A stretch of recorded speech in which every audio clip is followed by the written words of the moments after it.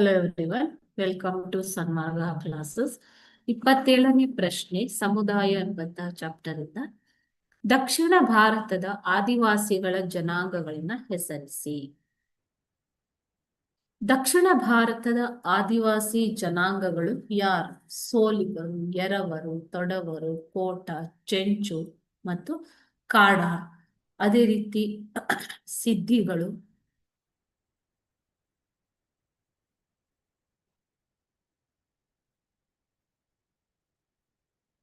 ಸಿದ್ಧಿ ಜನಾಂಗದವರು,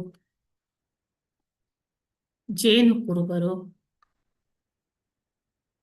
ಇವರು ದಕ್ಷಿಣ ಭಾರತದಲ್ಲಿ ಕಂಡುಬರುವಂತಹ ಆದಿವಾಸಿ ಜನಾಂಗದವರು. ಓಕೆನಾ?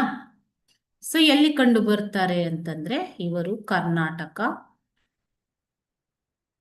ಕೇರಳ, ತಮಿಳುನಾಡು ರಾಜ್ಯಗಳ ಕೆಲವು ಪ್ರದೇಶಗಳು ಕಂಡು ಬರುವಂತಹ ಜನಾಂಗ. Thank you.